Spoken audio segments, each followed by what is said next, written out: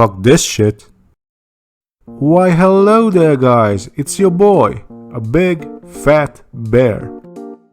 A few months back, after the 10-year anniversary of League of Legends, Riot Games dropped the bombshell by announcing that henceforth they will be known as Riot Games. They are going to release League for Mobile, a fighting game, whatever the fuck this is, and a card game based on the world and lore of League. So today, we are going to tackle the brand new game from Riot Games, Legends of Runeterra, and asking the question, is this game any good, and should you start playing it? Well, after a few rounds of games, I can conclude that it is. It's pretty good. It's good. That's it. You have your answer now. The review is over. Nah, let me elaborate a bit on that. The game is actually not that new. It has been out since 2019 October with a closed beta. Now I signed up for it as soon as I could, and as a well-known YouTuber, I naturally got access denied. But since January the 24th, it has been open to all of the public, otherwise known as the plebs, so I was finally granted access. Now I have a bit of history with these kind of games. You see, I'm quite familiar with collectible card games, or as the inner circle calls them, CCGs. I've had a short run with Hearthstone, as a lot of people did. I played Magic the Gathering Arena, and I've also spent years playing a non-online, live-action, face-to-face, flash-to-flash CCG, which was a cheap knockoff of Magic basically. That was way back when I was a smelly, pimple-plagued kid, reaching puberty, when the internet was just about to be a common thing. I'm not just mentioning this to showcase that I'm older than your great-grandmother, but to demonstrate that I do have a bit of experience with CCGs. So why would Legends of Runeterra, or LoR, be different than any other of those games? I mean, the concept is as original as with League, and a quick Google search comes up with more than 300 CCGs, probably sharing the exact same core ideas. But do Rito take a unique spin on it as they did with League? Well, I gathered a few key differences to the games I played for comparison. Let's begin. Number 1. The artwork is gorgeous. Let's just get that out of the way, shall we? CCGs tend to have great art, but just look at this shit. Holy artwork, Batman. I can't even imagine how much time and effort went into making these. Look at this Braum. Look at him. I'm a pretty good artist, but even I couldn't recreate him. And most of the time, you don't even see half the artwork on the cards, only if you expand them. And please do, they are amazing with incredible details and sometimes even some jokes. For instance, look at this Poro. Pretty cute, right? But when you view the whole thing, there's this guy in the background going, ugh, not again. Or look at this silly Heimer. He built a donut dunking machine, but instead of his donuts, he's dipping his own nuts. Yeah, we better move on. Number 2. You have one common round. In most CCGs, actually all that I know of, you take your actions and then your opponent takes theirs.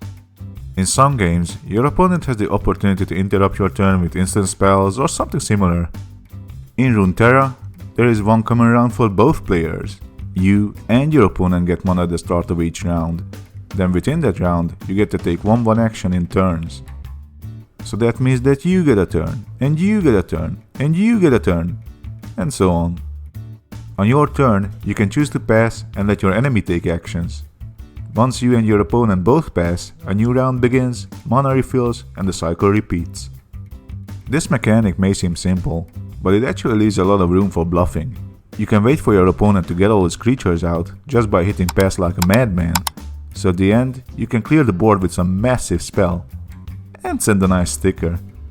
But you need to be careful with delaying your actions, because once your opponent passes even with tons of mana left, the round ends and your unspent mana vanishes.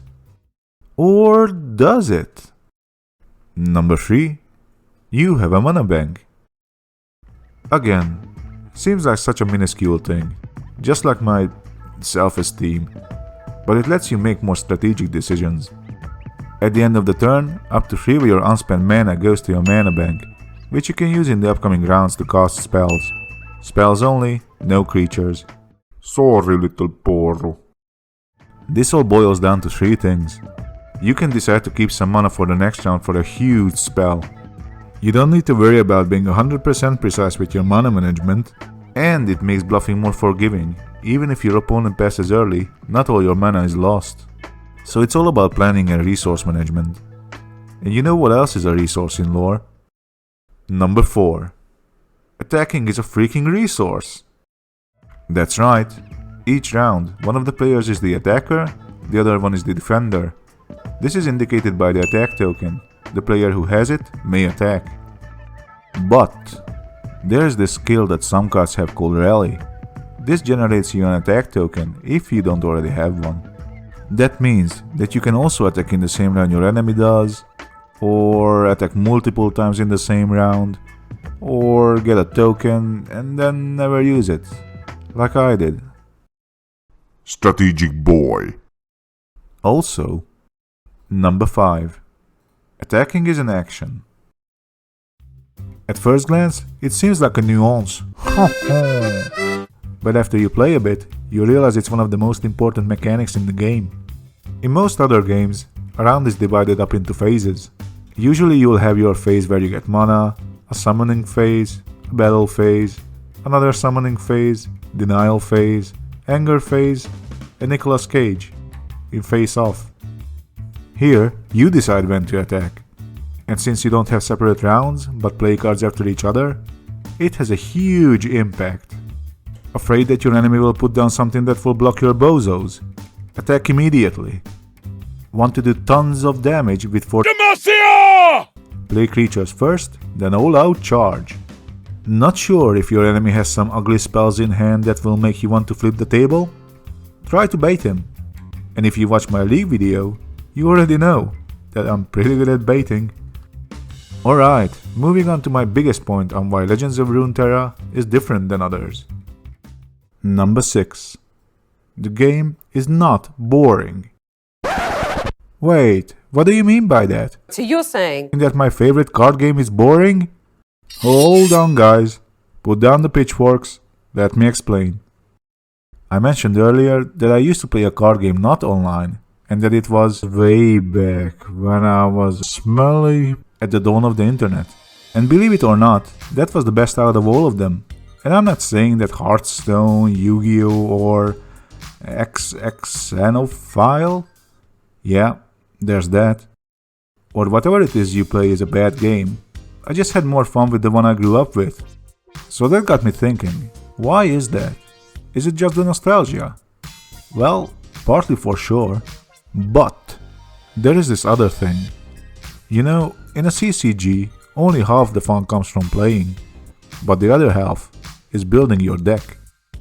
Coming up with a unique idea, building a deck around it, testing it, failing miserably, coming up with another idea, building deck, testing, failing, burned down, fell over, then sank into the swamp. but eventually you'll build a decent deck, which is made by you, based on your concept. It's your creation. Of course, you'll get wrecked once you take it to a tournament, but it's still yours. And with the internet, that's kind of gone.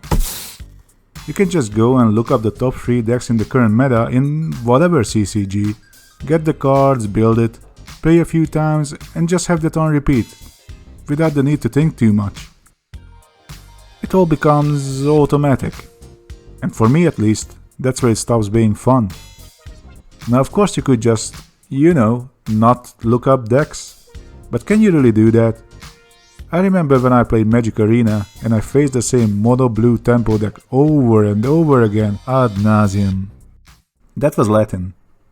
You uneducated baboons. So that happens because your opponent will look up the best decks. If you want to compete against that, you either play the same deck or a counter deck, granted it even has one, and then you go back to autopilot mode. And I blame this on the internet. Don't get me wrong, it's a bottomless well of information, a miracle of a technology, and a never-ending source of unproductive hours, but still. Back in the day, you didn't have all the information at your fingertips. You couldn't look at statistics of the last million games played, or really knew what was going on the tournaments. It was just you, your cards and your idea, sitting alone in your room. And we had to walk 70 miles in the snow just to get to school and to work in the coal mines and eat rocks, and those were the good old days. So, how is Legends of Runeterra different? Well, you can still look up builds, and you will still encounter mostly the same decks, but just like Riot Games' other game, League of Legends, you will need to make constant decisions before every step because of the reasons we looked at earlier. Because you can react to every action, because you need to manage your mana, because attacking is both a resource and an action.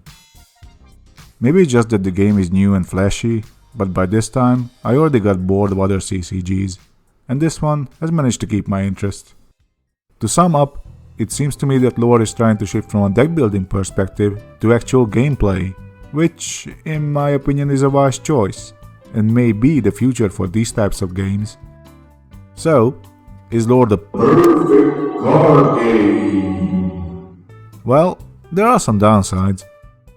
Number 7. Too few cards, too few skills. I'm certain this will be addressed at one point, and the game will get expansions like all other CCGs, but as of now, there's not much variety. Of course, the game is in its infancy. When this video comes out, it's still in beta. You can make a handful of viable decks, and some of the skills in game are fun, like Challenger or Ephemeral. But if you are a CCG veteran thinking of trying the game out and maybe swapping over, you may find the current selection underwhelming. There are a total of 318 cards, 53 per each region, and the cards themselves are not too complex. At the moment, there are a few good combos, but nothing really mind-blowing. But like I said, this is an issue that will likely be taken care of in the near future, and since the game has just started, this is a great time to join the fun and be part of the journey. So, there you have it. As I said in the beginning, the game is good, and I have no doubts that it will spread like wildfire once it hits mobile devices. And what a time will that be? Just imagine, you can up the lifesteal that is League with 100% with Legends of Runeterra. Goodbye society, welcome back mom's basement. Thank you guys so much for watching. This video has been more informational than usual, but if you want some goofy stuff, why not check out my other videos, like the League one I hinted before. Also, be kind and subscribe, hit like, follow me on YouTube, follow me on Twitter, follow me on the Dark Alley, and please share your thoughts on Legends of Runeterra or anything you'd like to down below in the comments. See you guys next time. Until then, take care.